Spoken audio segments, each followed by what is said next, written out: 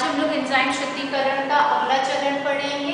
इसमें पिछले चरण में हमने पढ़ा था कि साइटोप्लाज्म में उपस्थित एंजाइम का निष्कर्षण कैसे करते हैं। आज हम पढ़ेंगे कि जो कोशिका में एंजाइम्स उपस्थित हैं उनको कैसे निष्कर्षित करते हैं। तो यदि पेरिफेरल एंजाइम है तो हम बफर का पीएच परिवर्तन करके या कीलेटिंग एजेंट का उपयोग करके, यूरिया या कार्बोनेट आयंस का उपयोग करके आयनिक इंटरैक्शंस को, आयनिक अन्योन्य क्रियाओं को पृथक कर सकते हैं और इस तरह से हमें पेरिफेरल प्रोटीन बफर में प्राप्त हो जाएगी। यदि वो इंट्रिंसिक प्रोटीन है तो वो हाइड्रोफोबिक बंधों के द्वारा कोशिका से जुड़ी हुई है। इसके लिए हम डिटर्जेंट का उपयोग करेंगे। डिटर्जेंट जो है वो इंट्रिंसिक प्रोटीन के हाइड्रोफोबिक रीजन से, भाग से जुड़ जाएगा और उसे बफर में ले आएगा। तो यहाँ पे एक ऐसी ही इंटीग्रल प्रोटीन है जिसके हाइड्रोफोबिक भाग से डिटर्जेंट जुड़ गया और उसे विलयन में या बफर में ले आया है। कुछ एंजाइम्स जो हैं लिपिड श्रृंखला से जुड़ी हुई होती हैं, उनके लिए हम फॉस्फोलाइपेज सी का उपयोग करते हैं और वो लिपिड बंध का विघटन कर देता है। इस तरह से लिपिड से जुड़ी प्रोटीन पृथक होकर प्रोटीन ग्लाइकान भाग हमें प्राप्त हो जाता है। फिर एंजाइम शुद्धिकरण से करने से पहले एंजाइम का प्रिलिमिनरी कैरेक्टराइजेशन, आरंभिक चारित्रीकरण कर लेना चाहिए, क्योंकि उसी का उपयोग करके हम फिर एंजाइम का शुद्धिकरण करते हैं। तो आइसोइलेक्ट्रिक पीएच ज्ञात कर लेते हैं जिससे कि हमें आयन एक्सचेंज क्रोमैटोग्राफी में कौन सा पीएच का उपयोग करना है ये ज्ञात हो जाए। अणु भार ज्ञात करते हैं क्योंकि उसकी सहायता से हम जेल फिल्ट्रेशन क्रोमैटोग्राफी या एसटीएस पेज या पेज का उपयोग कर सकते हैं, या आरंभिक चरणों में इसका इन तकनीकों का उपयोग कर सकते हैं। एंजाइम की स्थिरता पता होनी चाहिए क्योंकि उसी के अनुसार हम परीक्षण विधि रखेंगे। तो पीएच, तापमान, किन सल्फाइड्रिल अभिकर्मकों से वो विकृत हो जाती है, कौन से कीलेटिंग पदार्थ हैं जिनका उपयोग कर सकते हैं और इन परिस्थितियों में एंजाइम की सक्रियता कैसे रहती है ये निर्धारित कर लेना चाहिए।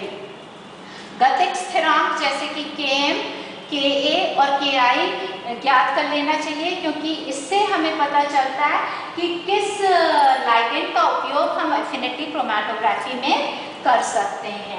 फिर जो परिस्थितियां आरंभिक चारित्रीकरण से ज्ञात हुई हैं उन्हीं के अनुसार उन परिस्थितियों को लेकर हम अपनी शुद्धिकरण की चरणें करते हैं।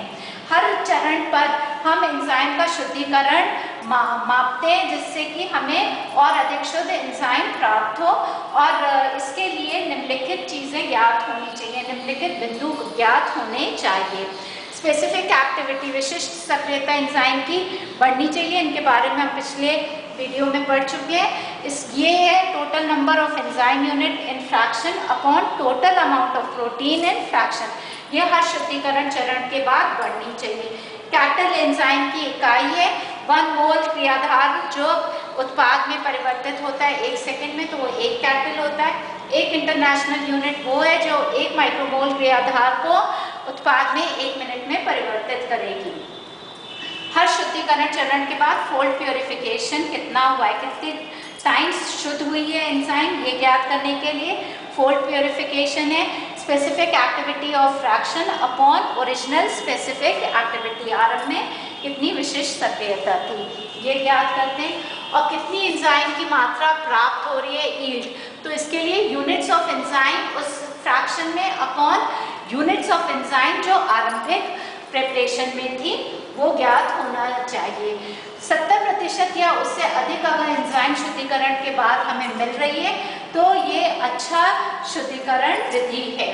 ये एक चार्ट बनाया है जिसमें हर फ्रैक्शन पर क्या आरंभिक वॉल्यूम कितनी थी, कितना उसमें प्रोटीन था और अंत में यील्ड कितनी मिल रही है इसके बारे में बता रहे हैं। तो होमोजेनेट जब बनाते हैं तो उसकी वॉल्यूम सबसे अधिक होती है और हर शुद्धिकरण चरण के बाद जो पूर्ण आयतन है, वॉल्यूम है एंजाइम का, वो घटता जाता है और अंत में न्यूनतम रह जाता है।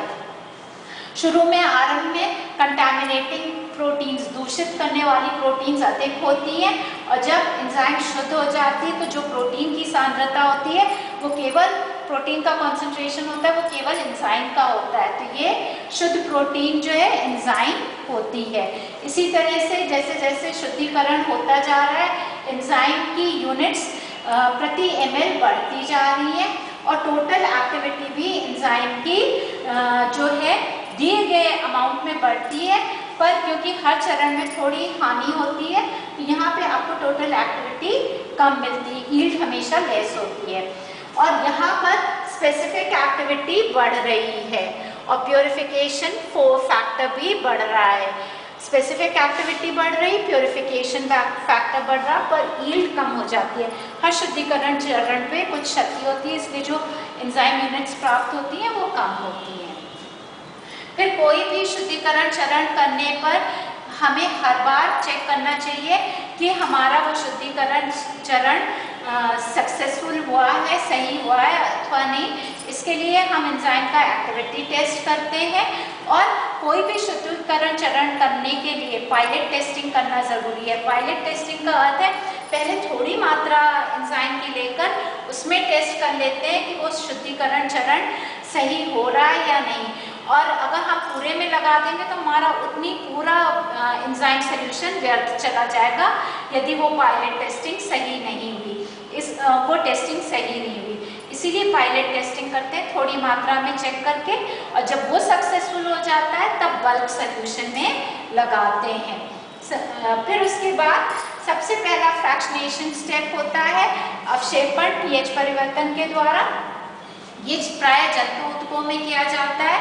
हम विलयन का पीएच 5 कर देते हैं, एंजाइम सॉल्यूशन का पीएच 5 कर देते हैं और उसे कुछ देर के लिए रख देते हैं। फिर उसे सेंट्रीफ्यूज करते हैं ठंडी परिस्थितियों में। तो इसके कारण जो न्यूक्लियोप्रोटीन्स अवक्षेपित हुई हैं और जो सेल डेब्री है, कोशिका का डेब्री है, वो नीचे सेंट्रीफ्यूज ट्यूब में बैठ जाता है, उसे पृथक कर देते हैं और ऊपर सुपरनेटेंट मिलता है। उसमें हम चेक करते हैं कि हमारा एंजाइम सक्रिय है अथवा नहीं है। यदि एंजाइम सक्रिय है तो फिर हम इस टेस्ट को बल्क सॉल्यूशन में करते हैं। पहले ये पायलट टेस्टिंग में करते हैं। उसके बाद फिर उस सुपरनेटेंट के लिए हम दूसरा स्टेप लगाते हैं जिसे हम कहते हैं फ्रैक्शनल डीनेचुरेशन बाय हीटिंग। गर्म करके तापमान बढ़ाकर एंजाइम्स को प्रोटीन्स को विकृत करते हैं।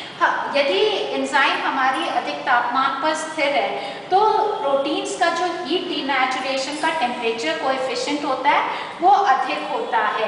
तो जिस तापमान तक हमारी एंजाइम प्रोटीन स्थिर रहती है उससे कम तापमान तक हम पायलट टेस्टिंग में विलयन को गर्म करते हैं और प्रोटीन्स को डीनेचर करते हैं। फिर सेंट्रीफ्यूज करके सुपरनेटेंट को कलेक्ट करते हैं और उसमें हम एंजाइम सक्रियता मापते हैं। अगर ये चरण सक्सेसफुल है और प्रोटीन एंजाइम सक्रिय है तो हम बल्क सॉल्यूशन में ये पूरा टेस्ट लगाते हैं और सुपरनेटेंट लेकर नेक्स्ट चरण में जाते हैं जो कि फ्रैक्शनल प्रेसिपिटेशन है कार्बनिक विलायकों के द्वारा।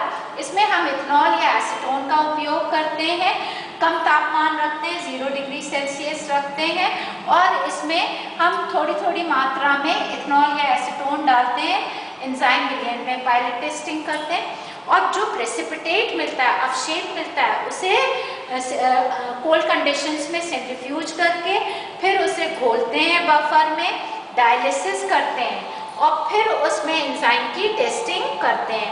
यदि एंजाइम हमारी सक्रिय है तो उस प्रेसिपिटेट का हम उपयोग फर्दर स्टडीज के लिए करते हैं और बल्क में भी वो टेस्ट लगा देते हैं, उतनी मात्रा में कार्बनिक विलायक डालते हैं, इथेनॉल या एसीटोन, प्रोटीन्स को प्रेसिपिटेट करते हैं अपनी एंजाइम प्रोटीन को और उसे फिर डायलिसिस के बाद उपयोग में लाते हैं।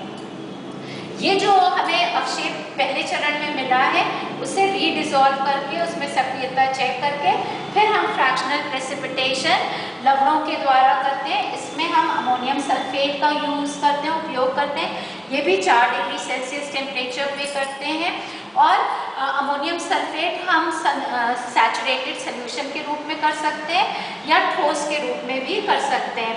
अमोनियम सल्फेट पूर्णतया शुद्ध होना चाहिए क्योंकि यदि इसमें अशुद्धि उपस्थित हुई तो एंजाइम विकृत हो जाएगी। हम